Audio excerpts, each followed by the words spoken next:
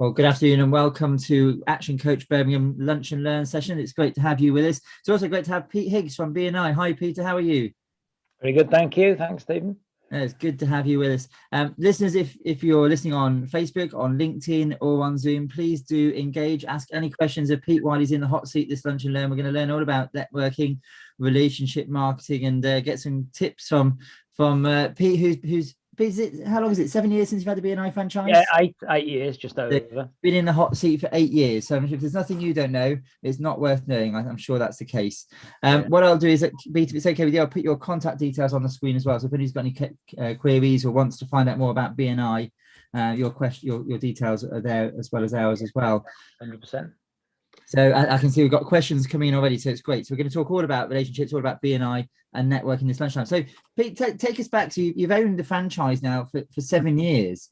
I'd love to know. I mean, the first question is, was it a mad moment in your thinking, or was it, what was it you really wanted to get out of owning the BNI franchise? Why did you buy it? I don't know whether people know the story, actually. I bought BNI after being a member for 3 months. Wow. So I was never on the leadership team, didn't take a role in the chapter, in the first 3 months. I just joined as a mere member.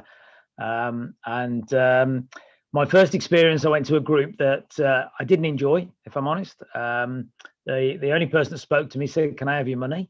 And I got a cup of tea and sat down, and it was just people already knew each other, and that's how I felt. It was like an outsider. And luckily, there's a lady there that said, "They're not all like this. Just come to my group." So I booked in for her group, and I'd already had another visit planned, another group. So the second one I went to, she happened to be there as well. This is Lisa Gregory. Right. For Ginger Energy, and she it was freezing cold at the venue we went to. They didn't turn the heating on until like halfway through the meeting, so we sat there in our coats in February, and I went to the third one. There was just so much enjoyment, so much more relaxed. It was just a style, and I guess I say that from any networking. I think you've got to go and you've got to enjoy it, enjoy the company and the people that are there, and it's got to be the right fit for you. So it's not necessarily it's BNI and they're all exactly the same. They're absolutely not. It's the sum of the people in that room. The system might resonate. So I go back, I suppose, 3 months. I joined, loved it, it resonated with me. I'd started a business coming out of my corporate career to wanting to help small businesses grow and market themselves better. And I'll talk about the background in a bit, but in doing so, I kind of I wanted to help small businesses, and I didn't realize BNI was there. I'd never heard of it before. I joined to grow my network and realized I actually resonated with the Giver's Gain. I've been doing it all my life. I just didn't realize there was a name to it, if you like. I've got this image of you. So they're networking. You had all these networks, but didn't know what to do with them all this time. So what was it? How did you get involved in BNI? A friend or a colleague invite you? No. I got on the magic thing that is Google and said, local networking. It was I networked like a tart to start with. I went around everything that was going. It was I love this phrase. Go and get to know lots of different people. Kind of share your network, and some.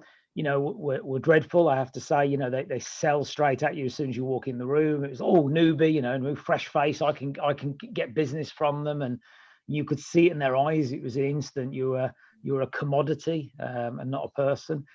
I do share a story which is quite funny. I went into one networking room, and this lady walked up and said, "What do you do?" I said, "I help small businesses grow." And she went, "Oh, you're no good for me," and physically put a hand up to my face. Wow. Like, "Oh, you're no good for me," and walked off. That was it. Dismissive. And she walked around the room, and I knew somebody else in the room, and she said, "This room's useless. I'm after corporates, not small businesses." And so, "Well, have you spoke to Pete?" So why would I speak to him? He's only interested in small businesses. No, he helps small businesses, but his background is corporate. And he started reeling off some of the people I knew. She came darting over and said, "Oh, apparently we need to talk." I wasn't as rude as her, but I said, "No, thank you."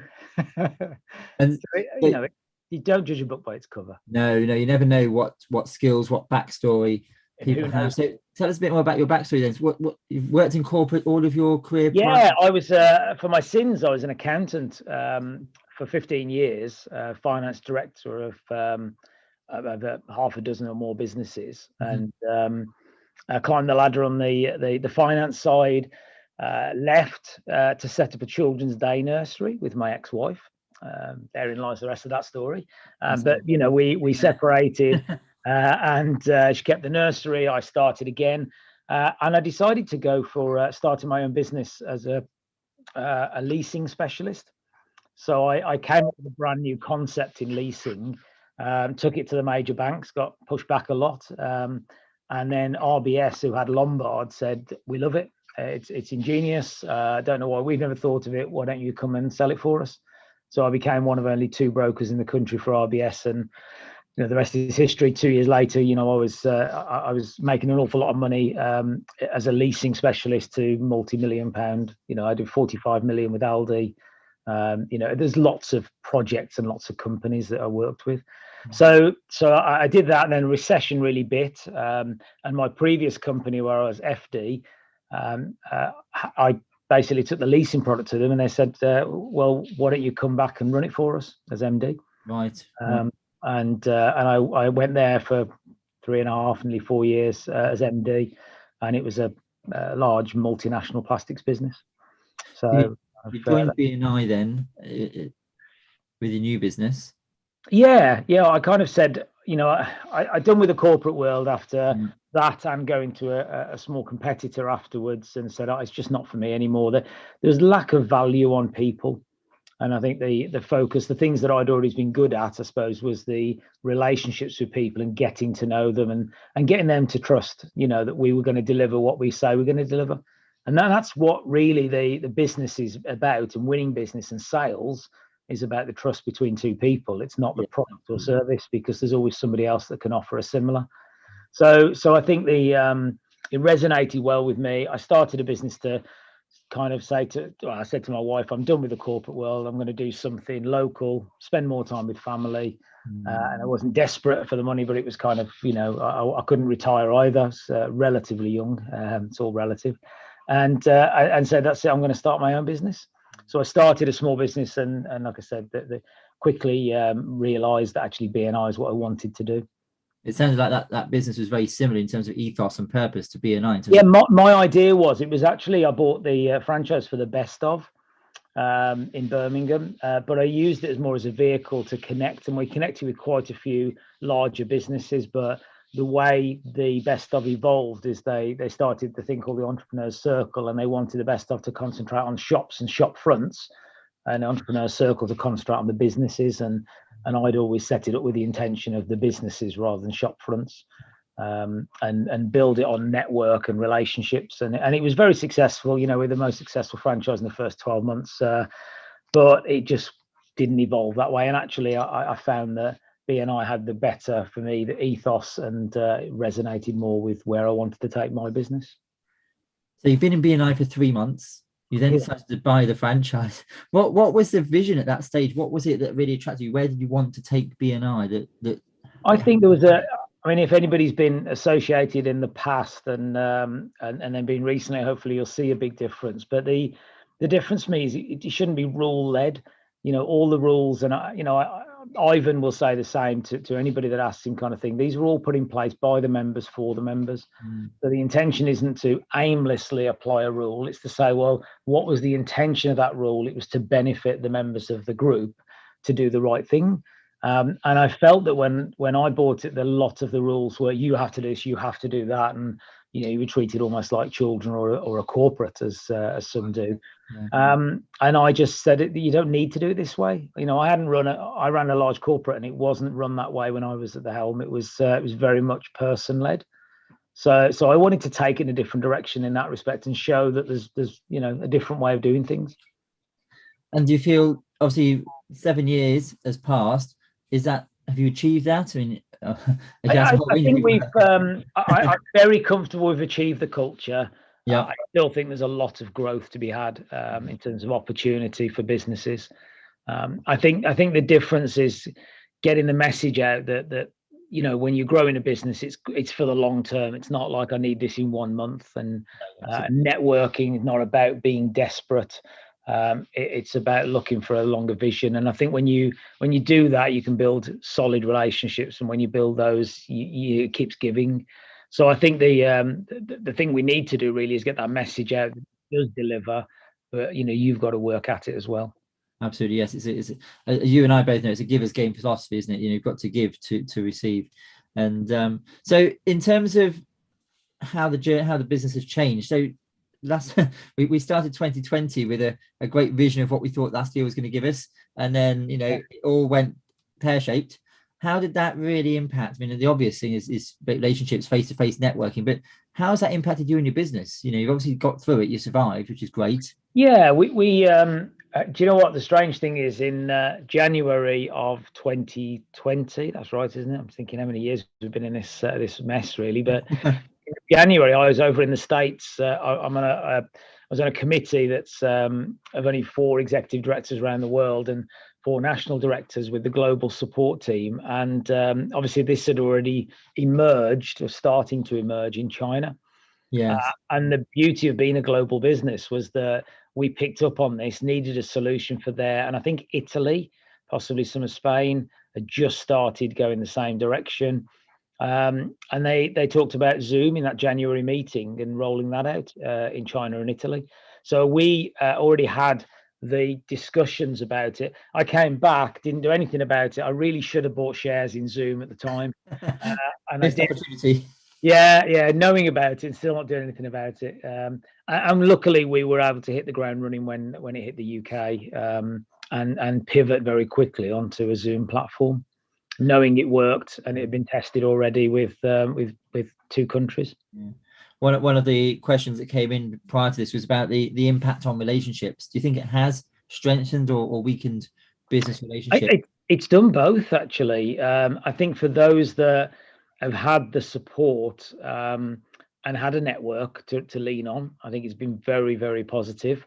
And I think most people will say that, whether they have suffered or not, they've actually benefited from people who've stuck with them, have been there for them personally, emotionally, etc. And that's been for me the critical path over the last 12 months. It hasn't been business per se. It's been that support of people going through the same thing, looking out for one another. I've had several amazing offers that not direct to me, but to other members, where some members have said, "Look, I'll help you out. I'll help run your business," or "Here's some money. I don't want anything back." Some real kind of outpouring of support for one, a genuine, and it just shows the genuine relationships were there in the first place. So I think that's had a big impact. The negative of it, and we've all experienced this, is Zoom calls where people are distant. They're only wanting to talk when it's their turn to talk, but they're not willing to listen. They switch the video off. They're walking around the room. They're writing something down that's nothing to do with the meeting, and then they're caught out. We've all got distractions, but actually, if we went to a meeting, we wouldn't have those distractions. We'd put things in place to be able to deal with them. So that's actually harmed, I think, especially in the last kind of 3 or 4 months. And that's because people can see a light at the end of the tunnel. So they're almost now switching off from, I don't have to do this for much longer. Focused on the next. So whereas when they had to do it and it could have been another 2 years or whatever, they have to kind of focus. So we've seen a change over the last few months. I mean, you talked a bit about Zoom there, about knowledge of it in the States and wishing you'd invested in it. But do you think Zoom is here to stay? Do you think it's going to be an effective? I think it has its place. My personal opinion, this isn't kind of BNI in general, because look in general for BNI, it absolutely has its place. Some chaps are going to stay online, and there's a benefit to online networking. The time, the travel, the cost. There are some benefits there. There are also huge benefits of in-person meetings, but I just think there will be an opportunity to do things differently, i.e. one-to-ones, group meetings, where you can get a group of people together much more easily and lower cost, and have the same impact. I just hope that people will be more focused when they're back on a Zoom call in the future post in-person meetings.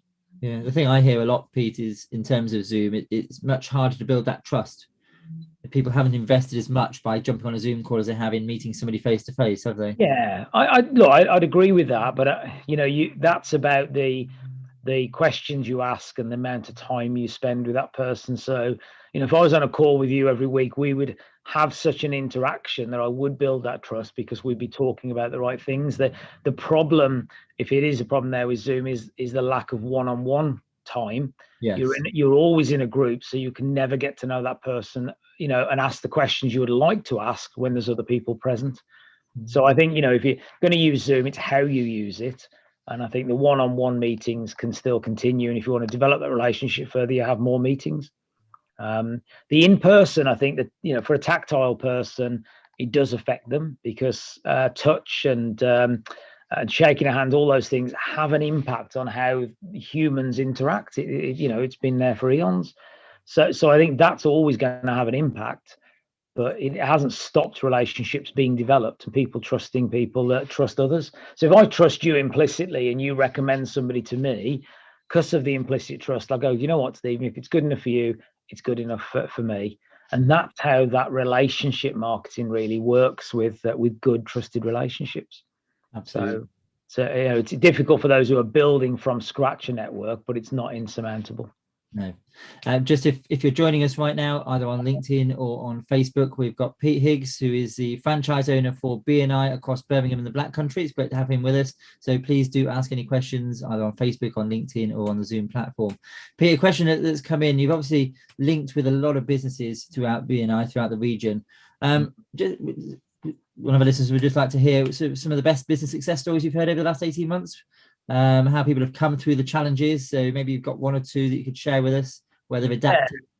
Well, adapted, I mean, there are people that have come up with a new idea that they maybe, represented 10% of their business to start with. And now, because of the restrictions, it now represents like 90 to 100%. And certainly during the lockdown, some of the best ones for me are the support stories. And there's a gentleman called Steve Saul. I think he's well known across the region. Yes. He had a business for Route 39. I don't think you mind me saying the name, but he does events and with sporting and famous people. And he couldn't do anything. It was all face to face, his business. So rather than pivot and say, I'll do online events and try and do something for me, he shelved that and said, I'm going to help others.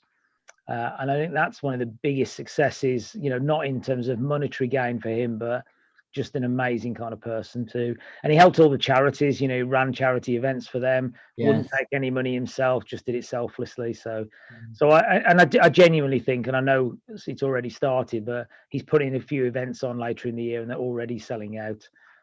So it's that type of, real givers gain, if you like, the live and breathe it, that will come back in droves. Yes, and there's been great. Haven't they? There's been some great referrals opportunities from builders, architects. I think one in your own group. Another group to yours is. And there's a referral passed a few months ago for over 6 million. Wow. That hasn't come into any of the figures yet. It's just it's going to happen over the next two to 3 years. But that type of opportunity, they're out there. Yeah. They've continued to be out there. It's just. Who knows about them? And because you're not out in the public domain hearing these stories secondhand, you've got to direct and focus your opportunities in your network. Great story I always reflect on is a client we were coaching at the beginning of lockdown, a florist, and struggled. It was, as you remember, it was just before Mother's Day when we went into lockdown. She was struggling to get supplies of flowers. So she then started, getting hold of pot plants. Then she went into gifts. But as lockdown continued, she then teamed up with a local greengrocer. She had the vehicle, the greengrocer had the fresh fruits. They started doing fruit and veg boxes. Oh, wow. I love the way they've, sort of combined. They've still got that partnership today. So she's gone back into floristry, but continued to use her vehicles, man and van, to get the fruit and veg boxes out to the community. And it's just great to see how businesses have worked so well together. I think the adaptiveness of that we call it pivoting during the COVID, and where the cleaning companies have pivoted and bought in new things to continue doing the same, but in the right manner. And I think things like that will continue. There's quite a lot of things that have happened during COVID that will say, actually, that's a good thing. Let's carry on doing that. And as networking starts to, hopefully, as venues start to open up now, we can go back to face-to-face. How do you see that being different? How do you think that will change? I think like overcoming the fear initially. I think, look, we shouldn't rush it. You know, everybody's desperate to get back to what they had before, if you like, but it will be different. Yeah. And I think some people will be fearful of, do I shake hands? Don't I shake hands? Do I hug? You know, am I allowed? What are the rules effectively? Yeah, So I think we just have to be mindful of having you know, it doesn't matter, you know, whatever you're comfortable with, instead of you have to do this. And I think that's the big thing for me is being comfortable, making people feel relaxed, and whatever they feel they need to do to be comfortable in that environment. And you've talked a bit, Pete, about, you know, your vision for BNI, making it less rule-led and more sort of supportive. What does BNI stand for globally? What's the values of BNI? There you go. As if I'd seen your background already. There we go. Yeah, so those are our core values. So give us gain, you know, is not you know, take. It's trying to help somebody else, and it's amazing what goes around comes around. It's you know, so starts with giving. Anne Frank said, "Nobody ever became poor through giving." I love that quote. Building relationships, I think for me, it's my favorite. Because I think it all stems from having the right relationship. And Ivan, our founder, said it's not how many people you know, it's how well you know them. So I think some people try and spread the net as far and wide and hope that one comes off. But I'd rather have a more intimate group of relationships that I know well, and that will give me a lot more return, and vice versa.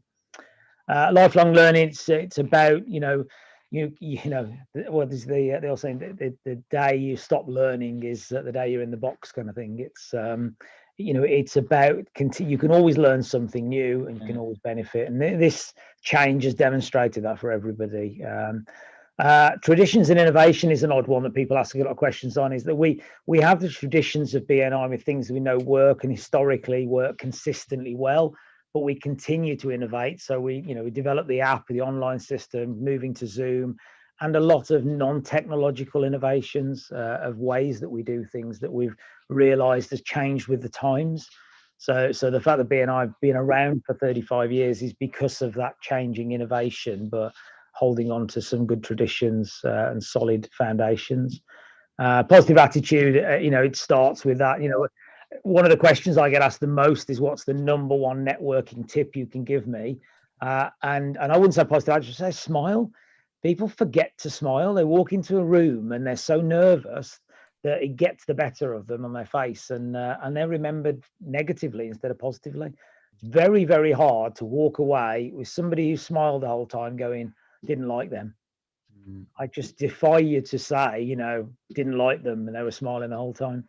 And accountability is a key one for us, is that, you know, you've still got to make yourself accountable for your own actions and what you get. So one of the biggest thing that people seem to forget is that it's on them. That, you know, it isn't just about going into a room and say, right, there's 20 people here can help me, and if you don't, it's your fault. You know, it's not. It's take responsibility and be accountable. Absolutely. I love the one that's all about lifelong learning. I mean, one of the quotes I often use in my workshops and masterclasses is the two most expensive words in business, Peter. Do you know what they are? Go on. I know. I know. I like that. I like that. If you have a mindset of I know, you're never going to explore new opportunities. You know, you may never have bought the BNI franchise. You may never have gone along to BNI in the first place. It's about having that open mindset, isn't it? The learning starts at the end of, you know, learning starts when we think we know it all. We open our mindset. So that I know, and I've seen so many business opportunities missed, so many opportunities in life missed because somebody thinks they know it. I don't know about your children, a bit older than mine, but I've got two kids that are experts at saying I know. Oh yeah. I think most people that, you know, if the kids, I don't need Google. The kids know everything. So the one I like, I mean, the story of Kodak. I think they bought in. They were very rich and top of their game, and they bought in some worldwide experts to future-proof their market. And they said the future of photography is digital, and they sacked them and said, you know, you're fools. We're the top in our market of non-digital. So why would we go that direction? And they quickly kind of folded. So you know, even at the top of your game, don't think you've got it all. Keep innovating. And you mentioned a few minutes ago, Pete, about it's about making sure we play our part in networking. We can't walk into a room and expect it to work for us. We've got to work ourselves at it. So, what are some of the really clear do's and don'ts about networking? If you were going to give somebody some great ideas and how to get the most out of that networking marketing opportunity. Yeah, as I said, the number one for me is always that smile. Goes with the positive attitude, but try and relax. Nearly every sport in the world that I can think of, you are better when you relax. I know this isn't a sport, but it's kind of the same methodology. Try and relax more. You come across a lot more natural, and that really builds the rapport with people a lot more.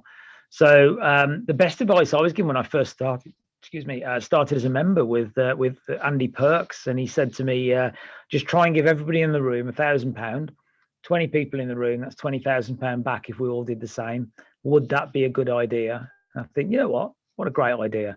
And I went about trying to do that. So I got to know each person in the room. And the beauty of that remark, if you like, or that advice that he gave me, is that it made me get to know everybody in the room, not just the few that I may have gelled with initially.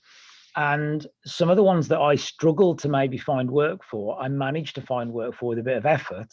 And those are the ones that when they return that favor, but I then got 20 people looking out for business for me, trying to say, Pete's helped me. It'd be nice to try and help him in return. And when we're all doing that, it really started to come back. Whereas if I can give you a referral every week because I'm in the same line of work or a similar, that's great. I've got one person looking out for me.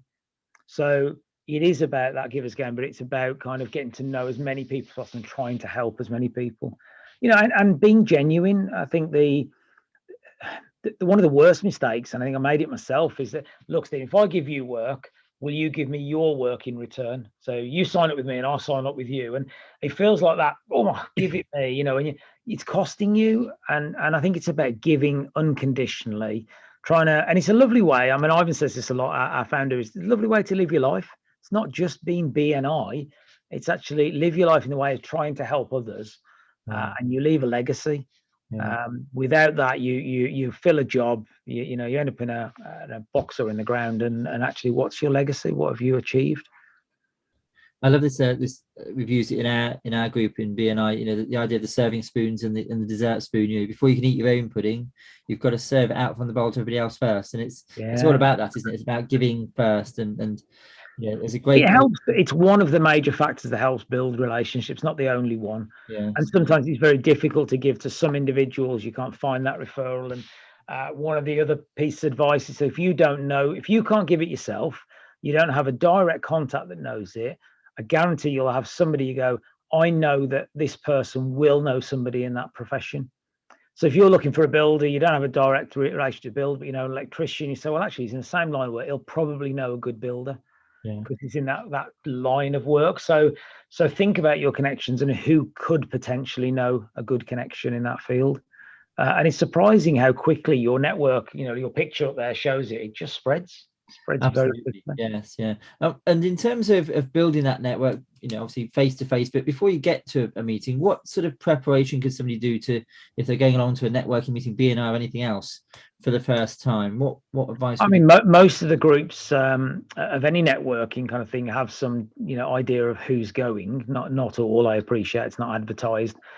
Some groups want to keep it very close to their chest or don't want to advertise. There's not that many there. But I really think the biggest tool, and I do this in Teaching Network, if you went to 1,000 people in a room, you wouldn't get around 1,000 people. So don't try and everybody's like work the room, get to know and talk to every person, instantly connect with everybody on LinkedIn. And it just feels like a bit of spam. So go with a strategy. So it's either I want to speak to somebody in a line of work, an individual, or actually one of the best ways for the large groups is say, I want to have 5 meaningful conversations where I can get the permission to follow up. And that permission can be in the form of handing a business card in the old days, in a year ago, or it can be, would you mind if I called you, maybe arranged a coffee or a Zoom call? I'd like to get to know you a little bit better. And I think I may be able to help you, and vice versa. So having those conversations, 5 meaningful conversations, gives you 5 follow-ups. And if you did one event every day and did 5 follow-ups in the time that you're not at the event, you would pick up a lot of business in a short space of time. And we talk a lot at Action Coach about knowing your numbers, knowing your conversion rate, so you know how many conversations you've got to have to get those quality leads, to get the clients. But people very often don't follow a strategy or a train of thought. They just scattergun approach, and that rarely ever works. And it certainly won't work for the long term, because you'll go off in all different directions and people won't know what you're doing and won't build that trust. So it'll just die a death very quickly. I've got another question here, Pete, that's come in about having the perfect pitch. Now, many of us who've been networking before will know how to summarize our business, or have a good idea of how to summarize our business in 60 seconds or 45 seconds, often referred to as the elevator pitch. Any thoughts on what makes a really good 60-second pitch? Yeah, absolutely. You introduce yourself. So what you do, I see so many of these, and people will say, "Hi, my name's Peter Higgs, and what I'd like is this," and and they go, "What is it you do?" So almost set the scene of, so I do this. I say I'm an electrician. So I'm an electrician. I specialize in residential electrics, kind of thing, rewires, kind of putting a socket in a place that's just make it easier for your life, etc. I go the extra mile. I turn up when I say I'm going to. I put my covers over my shoes and make sure there's no mess. I bring my own Hoover, and with your permission, I'll make sure it's all clean before I leave, and I leave your home in a better state than when I found it, with the electrics exactly the way you want them and safe. What it's telling me is a story of, I'm building a picture in somebody's mind of what product or service I'm going to deliver. So I've introduced myself. I've got an element of a story that describes something. When you tell it in a story fashion, people can relate that to somebody they know. So they'll say, well, actually, my friend's an electrician. I've got this great electrician. He'll put covers on his shoes. He'll clean up after him. He'll turn up on time. All the trigger points that you want an electrician to have, include them in that little pitch, but put it into a story of what you've done for somebody else. So that's the easiest way to do it. So the two things that really are going to deliver the value is, who are you looking for? So who's your target market of clients, specifically if possible, and what's the value you're going to add to them? So the story should say, this is the value add. This is why me, because I'm better than the competition at this. And specifically, I'd like to speak to Stephen Sharman of Action Coach, because I can do exactly the same service for him and he needs me. So the reality, people who know you can ask you. If they don't know you, they can maybe approach you and say, look, random, but somebody asked for you this morning. Would you take a call from this person? I think they could help you by doing this. I just thought I'd ask. And if you go, do you know what? Yeah, that's really nice. Get them to give me a call. And people can make the almost unsolicited approach in a very nice way and relay a story and get the referral. So introduce, story, and specific referral. Brilliant. I love that. And it's also about helping people in your circles of influence, isn't it? Your network, to refer to you by giving them the answers to the questions they might get asked. Yeah, I think the problem with that overall is people try and pack too much into it, and too much information. One, won't be recalled by all the people listening to it, but three, and two, can't be relayed very easily because it's information. So there's an old saying of information tells, stories sell. So put it in a story, people can pick that story up and relay. And even if not all the detail is in there, the story still flows. So that's why, for me, it's don't put everything in that you do. Pick a specific subject and a specific target market for that element of what you do, and target your marketing. I've got a question from one of our Facebook listeners. They're just asking, I'm sure it's how long is a piece of string answer, but when can we network face to face again? I know that may vary, Pete, but do you want to? No, it's we're following the government guidelines. So the government are saying the 21st of June, is it? I think 21st of June is the earliest that will enable groups to meet indoors.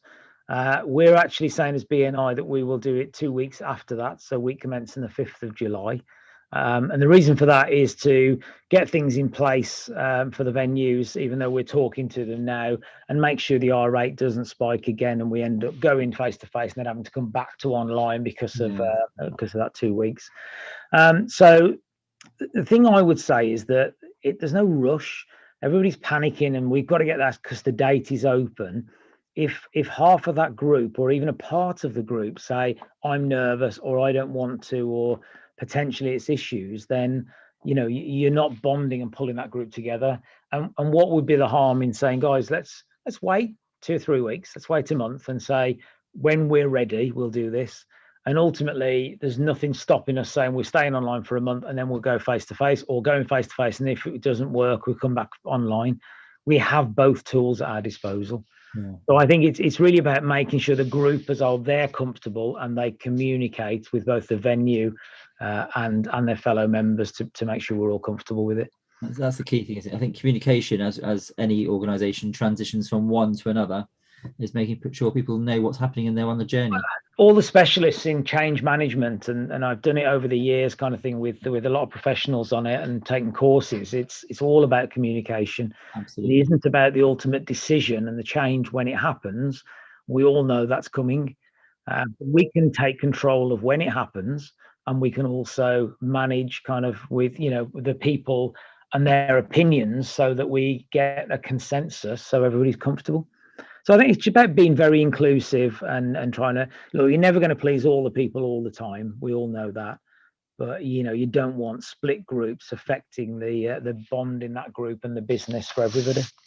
No, absolutely. I think communication is absolutely key to any change management process. Another question: what really drives you about BNI? What's the passion for you in BNI? Relationships. It's been throughout my my career. I've always kind of prized the building of relationships and keeping the relationships. And I left my corporate career and I phoned somebody who was in a large corporate, and I thought I'd been friends with for years, and almost didn't want to know. Almost overnight, I'm no longer managing director of that multinational. I can help him. It was I'm busy and I can't do this and can't do that. And there are others that I've been astounded by. Some people actually a much higher level who are very, very genuine and have been there, kind of things, in the relationship. So I think it's I trust in people. I love people in terms of the interaction. I'll talk to anybody. My wife, I sat on a plane, I think, coming back from America, and the guy sat down next to me, and within half an hour we're talking stuff about BNI, and my wife just rolls her eyes at me and goes, how do you get on that conversation? And the guy just asked me what I did. He said, I tried that once, it didn't work for me. And I said, what do you do? And we ended up getting he actually talked himself into referral with the president of the FA, because we're talking about football clubs. It's been a great introduction for him. He says, well, actually, my daughter goes to school with the son of the chairman of the FA, so I know him quite well. I should probably have a chat with him. And he literally, at the end of it, going, maybe I should try this BNI thing again.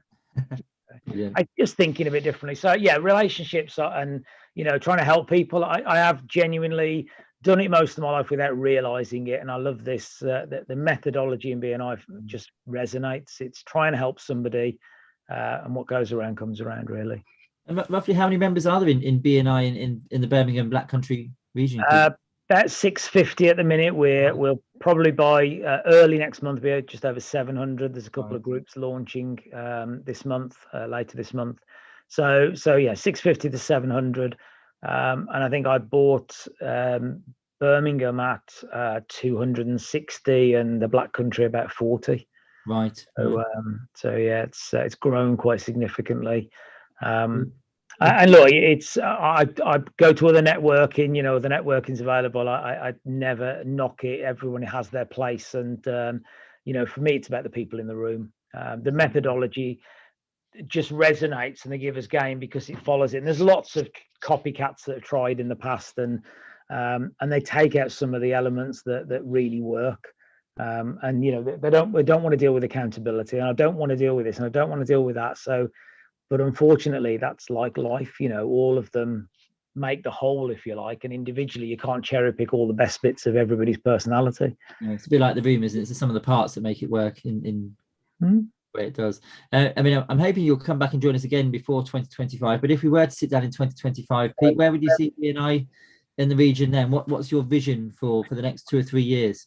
So in the next year, our aim is to get to over 1,000 members, and I really believe there's room for another 1,000 over the next 3 to 5 years. So we'd like to see BNI, Birmingham and Black Country almost competing against one another, because they are both big enough regions, and there's some very subtle differences in areas, even in just a short space, in terms of values and people, etc. But there's an awful lot of change going on in this area, and I want to get BNI behind all of that and support the second city, and getting a bit more independence from the London weighting, if you like, because I think both us and Manchester have a big part to play in that rollout from major cities to the rest of the country, and balancing it up. So I think we'll play a large part. If there's anybody listening to us on LinkedIn or Zoom or Facebook today, Pete, and they're thinking, well, I'm not part of BNI, I've heard a lot about it, I know people who are part of it, or what would you say to them? Or any networking group, to be honest? Come and have a look. I mean, it's some of the people in the room. Don't prejudge. I had a story of a lady approached me once, said, "Oh, I hate BNI." I said, "You hate it? That's very strong. So which group did you visit?" I said, "Oh, I've never been." And she'd actually made her mind up by the fact that somebody else had told her what it was like. So she hated it. And when they actually visited, they went, "It's nothing like that." And it's usually the people who are knocking it, which are often competition. But I don't believe in knocking competition. It should work on its own merits, and it should be good for what it is. And so should competition. And like I say, I go to a Pathway group kind of networking, a chutney and a chat and things like that. It's once a month with a coffee and chat, and it's brilliant networking. It's just about the nice people in the room, and trying to get to know people and help people, not being closed off to newcomers, and be open and inclusive. Goes back to those words I was saying earlier on, isn't it? The most expensive word in business, I know. And if you think you know what it's like, but you've never been, the cost of that opportunity that you're missing just by not going. If you know somebody, ask them along, to get to their group.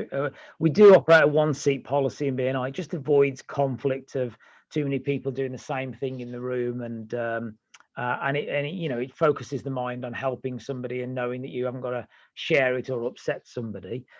So if your seat's taken in their chapter, then I'm sure they can get in touch with me or our managing area director, Dawn, and we'll place you in a group. We've had, I think it's 28 groups currently, and another couple launching, like I say. So up to 30 groups across the region. I'm sure we've got a space for you somewhere, and we are always opening new groups too.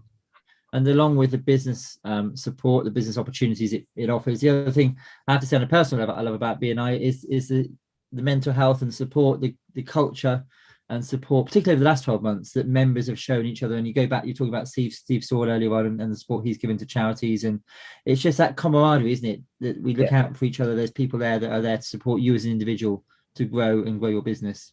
Yeah, I mean, a lot of the groups have set up their own little support groups to meet on a separate day to their BNI meeting, just to say, guys, we're here if you need any help. And especially in the early days, absolutely invaluable. And I'm a big advocate, as people know, hopefully, on mental health. And I want to be there and support anybody that's going through whatever difficulty. We're here. I'm a good listener, quite happy to talk to anybody, and if I can help, I will. But if I can't, then I'll put in touch with somebody who can be better than me at doing that. Brilliant. I just wanted to finish, Pete, just by sharing a quote I came across earlier on today. Zig Ziglar, you can have everything in life you want if you will just help enough other people to get what they want. I think that's what it's all about, isn't it? It's about givers gain. Yeah. You referred to Anne Frank's quote earlier on. Nobody who gave, was it nobody who's given will ever be poor? I think. Yeah, nobody ever became poor through giving. Through giving, absolutely. So that's what BNI stands for, and I think it's a great ethos and a great way to think about growing your business. Give first. It does. I mean, I know it starts, following kind of the ethos. Once you get into it, you realize that actually how much it gives back, but also, that feeling when you give a present to somebody on Christmas Day, something they really wanted. There is no feeling like that. Even receiving the present you really wanted is nothing like seeing somebody else's face when you give them what they want. Yes. And I think that's how I'd position it, really, is when you give a child that present that they go, wow, kind of was my dream, if you like, and you see their face light up, that is worth more than anything you could get back, just the look on their face. And I think, if you can get that every day, that releases the right chemicals in the brain to make you feel good. And I think that's worth its weight in gold. Brilliant. And if somebody wants to find out more about BNI in Birmingham, Yeah, so it's on there, bnibirmingham.com. We've also got bniblackcountry.co.uk for groups in either area. But just drop me an email, get in touch, or if somebody you know is in BNI, get in touch with them. They'll be able to signpost you to one of the director team or myself, and we'll help you get into a group if we can. Absolutely. And here at Action Coaching Birmingham, absolute advocates of networking, particularly with BNI. We're members of more than one chapter, and absolutely seeing the benefits of, getting to know, like, and trust yourself, Pete, and many members across BNI, across Birmingham and the Black Country. So absolutely, happy to talk to anybody who wants to find out more as well. I'd also say the same with coaching. I had an executive coach in my corporate career, and it transformed my life. And I think you said the I know earlier, but there was a point where I think, what do I need a coach for? I'm doing quite well. And it literally, I think over a space of a year, doubled my salary.